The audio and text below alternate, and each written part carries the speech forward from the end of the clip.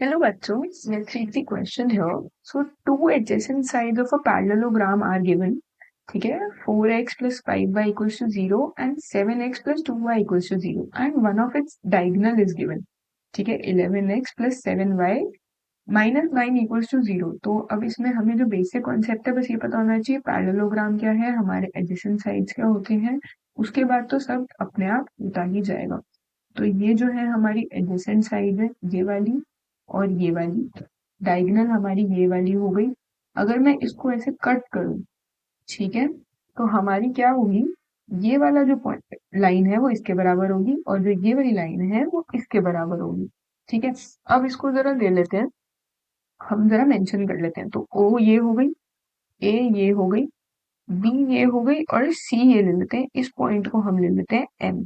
ठीक है, अब जरा मेरे को हमें क्या दे रखी है, इक्वेशन दे रखी है। तो लो जी इक्वेशन लो जरा। तो कौन सी वाली, इसको ले लेते हैं 7x plus 2y equal to 0 ले लेते हैं और इस वाली को ले लेते हैं 4x plus 5y equal to 0, इसको ये ले लेते हैं और हमें वो तो दे ही रखी है बीच में। तो ये हमारी दो इक्वेशंस हो गई। अब अगर जब हम इनका पॉइंट ऑफ इंटरसेक्शन निकालेंगे तो ये आ रहा है हमारा 0,0, इसका पॉइंट ऑफ इंटरसेक्शन ये आ रहा है। अब हमें चेक करना है कि डायगोनल जो दी हुई है हमें वो क्या है। We need to check like which of the diagonal is given. हमें AC दे रखी है, ये जो डायगोनल है ये हमें AC दे रखी है या हमें दे रखी है ये OB।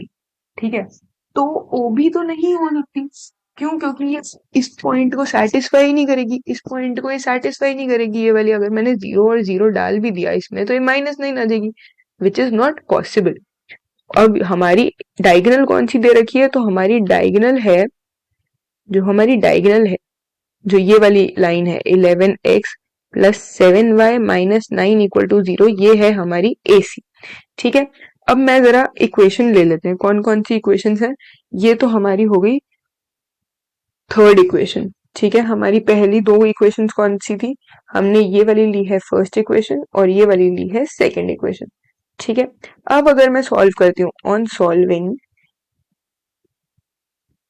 Equation 1 and 3 and 2 and 3, तो हमें पॉइंट क्या मिलता है, तो हमें C मिलता है 5/3 और -4/3 और हमें A क्या मिलता है -2/3 और 7/3।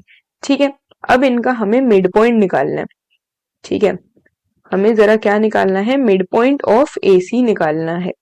तो निकालेंगे जरा मिड पॉइंट, तो कैसे निकालेंगे, 5/3 -2/3 divided by 2 comma 7/3 -4/3 divided by 2, ये तो हमारे हो गए mid point.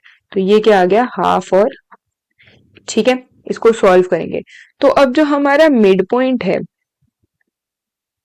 Mid point of AC जो है वो हमारा मिड पॉइंट ऑफ OB भी है। अभी मिड पॉइंट ऑफ OB भी है, जो हमारा मिड पॉइंट है AC का ये वाला, वो इसका भी मिड पॉइंट है। हाँ जी बिल्कुल है। तो अब हमें क्या करनी है, स्लोप निकालनी है OM की। ठीक है, तो हम जरा स्लोप निकाल लेते हैं। स्लोप ऑफ OM कैसे निकालेंगे हम, तो डायरेक्टली वैल्यू डाल देते हैं 1/2 माइनस 0 अपॉन में 1/2 माइनस 0, तो स्लोप आ गई मेरी 1। M इक्वल टू मेरा हो गया 1। तो अब जरा फाइनल आंसर क्या निकालना है हमें, इक्वेशन ऑफ डायगोनल। ठीक है, इक्वेशन ऑफ डायगोनल, अदर वाली डायगोनल जो है, तो वो क्या है मेरी y-0 अपॉन में x-0 और m क्या है मेरी इक्वल टू 1।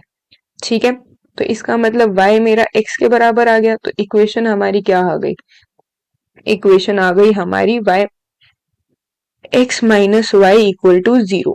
तो ये हमारी कौन सी वाली इक्वेशन है, C पार्ट। ठीक है, I hope you guys understood. Thank you so much guys, best of luck.